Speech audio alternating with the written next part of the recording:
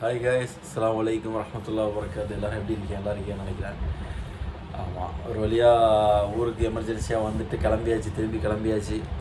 ஆமாம், 7ஆந்தேதி போக வேண்டியது ஒரு வாரம் எக்ஸ்டெண்ட் ஆகி இப்போது 14ஆந்தேதி போகிற மாதிரி கிளம்பி வந்தாச்சு. 13ஆந்தேதி நைட்டே கிளம்பி நேற்று நைட்டு ஊர்லேருந்து கிளம்பி வந்தாச்சு. டிக்கெட்டு போடுறதுக்குள்ள நான் போட்ட பாடு இருக்கு. அப்பா, ஒரு ஆள் டிக்கெட்டு ஃப்ளைட்டு கேன்சல்னு சொல்லுது, ஒரு ஆள் ஓப்பன்னு சொல்லுது. அப்பா, எத்தனை ஃப்ளைட்டு போயிட்டு திரும்பி வந்துருச்சு. ஒரு ஆள் திருச்சிக்கு போயிட்டு இருக்கும் போதே ஃப்ளைட்டு கேன்சலாக அவர் திரும்பி வந்துட்டார். ஒரு ஆள் 2 பேர் குவைத்துக்கு போனாலே, துபாய் போனாலே, 2 பேருமே பஹ்ரைன் போனாலே, 2 பேருமே போய் சென்னையில் போயிட்டு திருப்பி வந்துட்டாங்க. ஒரு ஆள் ஃப்ளைட்டு எடுத்துகிட்டு அங்கே இறக்காமல் துபாயில் இறக்காமல் திருப்பி கொண்டு வந்துட்டாங்க. எப்போ இதெல்லாம் கேட்கும்போது அவ்வளோ கஷ்டமாக இருந்துச்சு. 13,500 டிக்கெட்டு போட்டு திருச்சியில் போகிறதுக்கு 7ஆந்தேதி அது கேன்சல் ஆகிடுச்சு. இன்னும் ரீஃபண்ட் ஆகலை ஒரு யூனிசனுக்கு. இப்போ 32,000 போட்டிருக்காரு ஒரு வாரம் கழிச்சு எக்ஸ்ட்ரா. அதே அந்த டிக்கெட்டு போகிறதுக்குள்ளே ஃப்ளைட் ஓப்பனானு பாருங்கள் தம்பி, தெரியலை. அங்கே போனால் தான் தெரியும். டிக்கெட் ஓப்பனில் இருக்குது, ஆனால் ஏர்போர்ட் போனால் தான் தெரியும் ஃப்ளைட் எடுக்கிறானா என்னான்ட்டு. டெய்லியும் அவர் கடைக்கு போய் யூனிசன் கடைக்கு போய் நியோ மாசு அவர் நல்லா ஹெல்ப் பண்ணி டெய்லியும் அவர் செக் பண்ணி பார்த்துட்டு மெசேஜ் போகிறார், தம்பி இப்படி இருக்குது அப்படி இருக்குது. 42,000, 35,000 டிக்கெட்டு, 45,000 டிக்கெட்டு, 50, 60, 70. எப்பா, ஹைதராபாத் இதுலேருந்து கம்பெனிலேருந்து மெசேஜ் பண்ணுறானோ, ஹைதராபாத்லேருந்து ஓப்பனில் இருக்குது, அங்கேருந்து வாங்க. ஏன்னா என் ஊரும் ஹைதராபாத் எவ்வளோ தூரம், நான் எப்போ அங்கேருந்து வர முடியும்? இங்கேருந்து போகிறதுக்கு 2 நாள் ஆயிருந்தேன். அப்புறம் சரி, நாங்கள் அதுக்கு ஓகே சொல்லிவிட்டு மறுபடியும் டிக்கெட்டை செக் பண்ணிக்கிட்டே இருந்துச்சு 2-3 நாளாக. அப்படின்னு பார்த்தா இப்போ ஓமன் ஏரு, கல்ஃப் ஏரு, அது போகுது இது போகுதுன்னாங்க. திடீர்னு நம்ம இன்னொரு பேர் கிடச்சா கல்ஃப் ஏரு ஃப்ளைட்டு திரும்பி வந்துருச்சுண்ணே, போகலண்ணே கேன்சல் ஆகிடுச்சு அப்படிங்கிறாப்புல. அப்புறம் சலாம் ஏரு, ஓமன் ஏரு, இது மட்டும்தான் ஓமன் சைடாக போகிற ஃப்ளைட்டு மட்டும்தான் ஓப்பனில் இருக்குது அப்படின்னு சொன்னாங்க. அப்படின்னு சொல்லி ஏதோ அப்படி இப்படின்னு பார்த்தா அது என்ன 50,000 மேலே இருக்குது டிக்கெட்டு. அப்புறம் திடீர்னு ஒரு அறிவிப்பு, ஸ்ரீலங்கா ஃப்ளைட்டு ஓப்பன் ஆகிடுச்சுண்டு. அப்புறம் அது 2-3 பேர்கிட்ட விசாரித்தேன். சரி ஓகே, அது வர்ற ஆள் வருது அப்படின்னாங்க. சரின்னு சொல்லி அதுக்கு டிக்கெட்டை போட்டு லாஸ்ட்டில் போட்டாச்சு. ஒரு வழியாக டிக்கெட்டு யூனிசன்ட்டு சொல்லி அவரையும் ரொம்ப டிஸ்டர்ப் பண்ணி போட்டாச்சு. அவரும் தலை பிச்சுக்கு நின்றாப்புல போகிறப்பெல்லாம். தம்பி, அவன் அங்கே அந்த ஆள் ஃபோன் அடிக்குது, நிறையா பேருக்கு டிக்கெட்டு போட்டு கொடுத்து கேன்சல் ஆகி ரீஃபண்ட் வராமல் அவர் மாட்டிக்கு நிற்கிறாரு. ஆமாம், இப்போ கூட அவர் தான் நமக்கு டிக்கெட் போட்டு தந்தார். காசு கூட இன்னும் கொடுக்கல, பேலன்ஸு. அவர் நல்ல மனசு அண்ணன், ரொம்ப ஹெல்ப் பண்ணுவாப்புல நமக்கு. அல்லாஹ் அவருக்கு நிறைய ரஹமத்து தரட்டும், நிறைய செல்வத்தை கொடுக்கட்டும் இன்ஷா அல்லாஹ். அல்லாஹ் அவருக்கு தேவையை பூர்த்தி செய்யட்டும். அதுக்கப்புறம் டிக்கெட்லாம் போட்டாச்சா. அதுக்கப்புறம் ஹக்கீமு, பாசித்து இந்த கூத்துக்காரங்க அவனும் சொல்லிட்டானுவான், நான் எதில் போகிறதுன்னு முடிச்சிக்கிட்டு இருக்கிறேன். ஏன்னா காசு இல்லையே கையில். டாக்ஸி தான் எப்போதும், காரில் தான் போகிறது. திருச்சிக்காக இருந்தாலும், சென்னைக்காக இருந்தாலும், மதுரைக்காக இருந்தாலும், எவ்வளோ காசாக இருந்தாலும் டாக்ஸி தான் போகிறது. நமக்கு இந்த பஸ் இதெல்லாம் பிடிக்காது. அவர் இந்த டைம் காசு இல்லையா, சரி ஓகே சொல்லிவிட்டு போட்டுருவோம், இதில் பஸ்ஸில் போகலான்னு ஐடியா பண்ணிகிட்டு இருந்தேன். அதுக்கப்புறம் பாசித்து ஐடியா கொடுத்தான், வச்சா ட்ரெயின் இருக்குண்டு. ஹக்கீமு சொன்னான், உடனே சொன்னவரை செக் பண்ணிட்டான் ஹக்கீமு, வச்சா ட்ரெயின் இருக்குண்டு. அவனுக்குள்ளே பெரிய டிஸ்கஷன் ஓடுனுச்சு. இந்த ட்ரெயின் இருக்குது, அந்த ட்ரெயின் இருக்குன்னு. ஏதோ ஒரு வழியாக 12:30 மணிக்கு ஒரு ட்ரெயின் இருக்குதுன்னு சொல்லிட்டு அதில் புக் பண்ணானுங்க. எனக்கு ட்ரெயினை பற்றியும் ஒன்றும் தெரியாது, அதில் எப்படி போகணுன்ட்டு நிறைய டவுட்டு நானும் கேட்டுகிட்டே இருந்தேன். ஒரு வழியாக டிக்கெட்டை போட்டானுங்க. போட்டு பர்த்து இது புக்கிங்கில் போட்டாச்சு. போட்டு கன்ஃபார்ம் பண்ணிட்டான் சீட்டை. ஆமாம், அது பிரச்சனை இல்லை. கன்ஃபார்ம் பண்ணி வந்தால் பிரச்சனை கிடையாது. சும்மா கன்ஃபார்ம் ஆகும்ட்டு பெண்டிங்லேயே இருக்குமா, அது போட்டால் பிரச்சனை. அப்புறம் ஒரு 660 ரூபா வந்துச்சு. போட்டானுங்க, படுத்துக்கிட்டு வருது. அவங்களா பேசிக்கிறானு, இப்போ கன்ஃபார்ம் ஆகும் சிட்டிங்கில், அப்புறமாட்டி உட்காரத்துக்கு பர்த்து கன்ஃபார்ம் ஆகும், அது இது நம்ம சொன்னாலும் எனக்கு ஒன்றும் புரியலை. அதுக்கப்புறம் 3 பேரும் தூக்கிட்டு வந்துட்டானுங்க. இதுக்கு ஸ்டேஷனுக்கு தூக்கிட்டு வந்துட்டானுங்க. பாசித்து, உமர், ஹக்கீம் 3 பேரும் வந்துட்டானுங்க ஒரு வழியாக. ஆமாம், அப்படியே வந்து ஒரு வழியாக அந்த இடத்துல நிற்கணுங்கிறான், அந்த இடத்துல நிற்க. எனக்கு ஒன்றுமே புரியலை. இந்த புட்டி இங்கே நிற்குங்க, அந்த லாஸ்ட்டில் அவன் நின்ற இடத்துலேயே அந்த புட்டி நிற்கலை. அது தள்ளி அங்கே போய் நின்றுச்சு. ஓடுறானுவோம், இந்த புட்டிங்கிறான், அவன் அந்த புட்டிங்கிறான். 3 பேரும் டிஸ்கஷனுப்பா. அது ஒரு வழியாக M2 M1 லாஸ்ட்டில் அந்த புட்டியில் தான் ஏறணும்னு சொல்லி. ஆமாம், செங்கோட்டை செங்கோட்டை டு சென்னை ஒரு வழியாக ஏற்றிட்டு வந்துட்டானுங்க. ஏற்றிட்டு வந்து எதில் ஏறணுன்னு தெரியல. இதில் போக வச்சாங்கன்னாட்டே எங்கிட்டா போகணுண்டா ஒரு உமர் உள்ளே வந்து காமிச்சு, இந்த இதாக தான் இருக்கும் 13ஆம் நம்பர் அப்படின்ட்டு அதில் போய் ஏதோ ஒன்று ஃப்ரீயாக கிடஞ்சி ஏறி படுத்துட்டேன். ஆமாம், லாஸ்ட்டில் ஒரு ஆள் அங்கே கீழே உள்ளாலே அவரே எனக்கு அது எப்படி மாட்டேன்னு தெரில, அவரே அந்த சீட்டை எடுத்து விட்டு அவரே மாட்டி விட்டு ஒரு வழியாக ஏறியாச்சு மேலே. ஆமாம், கஷ்டத்தோடு வீட்டிலேருந்து கிளம்பி வந்து ஆமாம் வர முடியலை. இன்னும் ஒரு வாரம் தான் பேர்னான். அதுக்கு கம்பெனி பர்மிஷன் கொடுக்கல, இருந்துட்டு வான்னு சொல்லியிருக்கேன். இன்னும் 3 நாள் 4 நாள் தான் கம்பெனி, அங்கிட்டு ஒரு 5 நாள் லீவு. என்ன சொல்கிறது, வெளிநாட்டு வாழ்க்கை வந்து ரொம்ப மோசமான வாழ்க்கையாக இருக்குது. ஆமாம், ஒரு வழியாக ஏற்றி விட்டானுங்க, கிளம்பி அதில் ஏறி படுத்துக்கிட்டு வந்தாச்சு. ட்ரெயின் நல்லா தான் இருக்குது, பஸ்ஸை விட ட்ரெயின் ரொம்ப பெஸ்ட்டு. உடம்பு வலி தெரியல, பிரச்சனை இல்லை, அழகாக ஏறினே தெரியல, வந்தே தெரியல. அதோட வீட்டில் எல்லாத்தையும் சலாத்தை கொடுத்துட்டு எல்லாத்தையும் சொல்லிட்டு வர்றதுக்குள்ளே மனசு கஷ்டமாக போச்சு.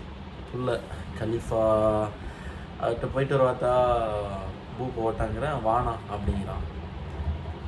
இன்னும் விளாண்டுட்டு தான் இருந்தாங்க, அக்கா பிள்ளைவோ எல்லோரும் வந்துருந்தாங்க, விளாண்டுட்டு தான் இருந்தாங்க. ஒரு வழியாக போயிட்டு வரத்தா அப்படின்னு சொன்னால் லாஸ்ட்டில் அழுவ ஆரம்பிச்சிட்டான். விட மாட்டேன்ட்டான், அழுவலை கண்ணு. சரி, அவ்வளோ அழுகுறாக, வீட்டில் அழுகுறாக, எல்லாம் அழுகுறாக, நம்ம எப்படி அழுகுறது, நம்ம தான் ஆம்பளையாக பிறந்துட்டோமே. ஆமாம், அழுகுற டைமாக போச்சு, இனிமேல் வீட்டுக்காக உழைக்கணுமே. ஆமாம், என்ன பண்ணுறது, எல்லாத்தையும் மனசில் வச்சுக்கிட்டு தான் ஆம்பளை வந்து பயணம் எல்லா பக்கத்தும் போகிறது வர்றது. ஆமாம், அவங்களுக்குங்கிற ஒரே நிம்மதி குடும்பம் தான் நிம்மதி. அந்த குடும்பம் தான் நிம்மதி தரணும் எல்லா மக்களையும். எவ்வளோ கஷ்டங்கள் ஆம்பளைக்கு இருந்தாலும் அந்த வீட்டில் இருக்கிற சந்தோஷம் மட்டும்தான் அந்த ஆம்பளைக்கு. ஆமாம், காசு பணம் சம்பாதிச்சிடும், 1000 சம்பாதிச்சிடும், எவ்வளோ வேணால் காசு சம்பாதிச்சிடும், வீட்டில் கொடுக்குற நம்பிக்கை தான். இப்போ வீட்டுக்காக தான் அந்த இடத்த விட்டு, அந்த இவ்வளோ கஷ்டத்தை விட்டு, அந்த அழுவை, அந்த எல்லாத்தையும் விட்டு, அந்த பிள்ளையை விட்டு பிரிஞ்சு வர்றது, மனையை விட்டு பிரிஞ்சு வர்றது, தாயை விட்டு பிரிஞ்சு வர்றது, தங்கச்சி எல்லாரையும் விட்டு பிரிஞ்சு வர்ற போது ஒரு வலி இருக்கும். எல்லாத்தையும் அந்த வலியை தாண்டி வீட்டை பார்த்துக்கணுங்கிற அந்த பொறுப்பு இருக்கும்.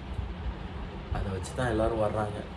நானும் அது மாதிரி தான் கிளம்பி பிள்ளைய விட்டுட்டு எல்லாரையும் விட்டுட்டு பசங்க தூக்கிட்டு வந்துட்டானுங்க. அவங்களுக்கு என்னாச்சு, அவங்க ஊரில் சிரிச்சுக்கிட்டே கூட்டிகிட்டு வந்துட்டானுங்க. ஆமாம், என்ன பண்ணுறது, வாழ்க்கை அப்படி தான். வந்தாச்சு ஒரு வழியாக. அப்புறமாட்டி ஹக்கீமே ஒன்று அரேஞ்ச் பண்ணான்.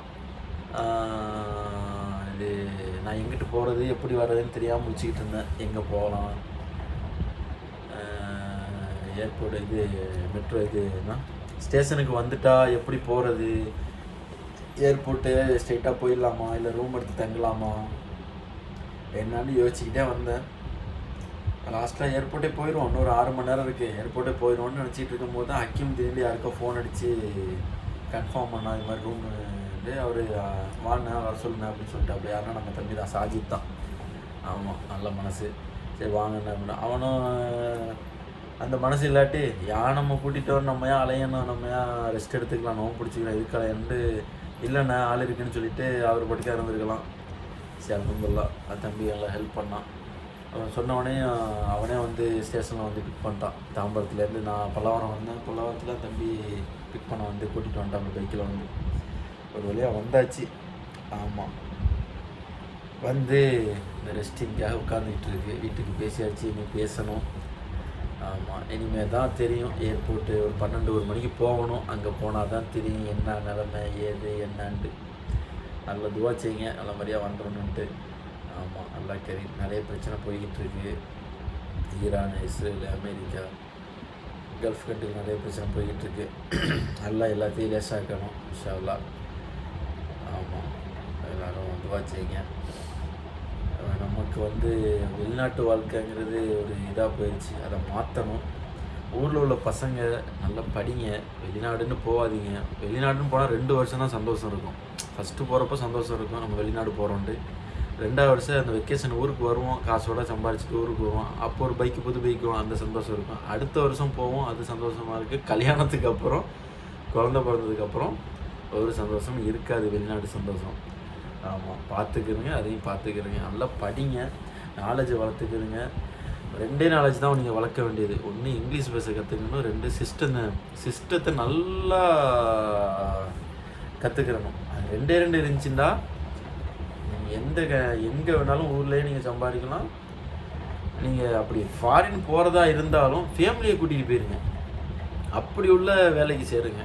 சும்மா எனதனண்டு கொஞ்சம் சம்பளத்துக்கு சேர்ந்துட்டு வருஷம் வந்துட்டு போகிற அதெல்லாம் இருக்காதீங்க. ஆமாம், ஃபாரின் போகிறதா இருந்தால் நல்லா படித்து ஃபேமிலியையும் கூப்பிட்டு ஒரு 2 லட்சம் 3 லட்சம் சம்பளத்துக்கு போங்க, ஃபேமிலியை கூட்டிகிட்டு போய் இருங்க. அதுதான் சரியா? ஆமாம், வெளிநாட்டு வாழ்க்கை இப்படி இருக்குங்கிறத உங்களுக்கு நான் பதிவு பண்ணுறேன். வேறு ஒன்றும் இல்லை. இந்த வீடியோ போட்டு நான் அதில் என்னோட பைத்தியார மாதிரி வீடியோ போடுறான் அப்படிலாம் நினச்சிட்டு போங்க. இருக்குது சில பேருக்கு ஒரு சுச்சுவேஷன் தெரியாது. ஆமாம், சுச்சுவேஷன் இருக்குங்கிறத நானும் பதிவு பண்ணுறேன். ஆமாம், வலிகள் மனசுக்குள்ளே இருக்கும்போது இப்போல்லாம் ஒரு ஷேரிங்கில் இருக்கும்ல, வந்தாச்சு. இன்ஷா அல்லாஹ் இனிமேல் ஏர்போர்ட் போனால் தான் தெரியும் ஃப்ளைட்டு எடுக்கிறானா எடுக்கலையா, நம்ம ஃப்ளைட்டு எடுத்து கூப்பிட்டு போகிறானா இல்லை ஊருக்கு ரிட்டனா.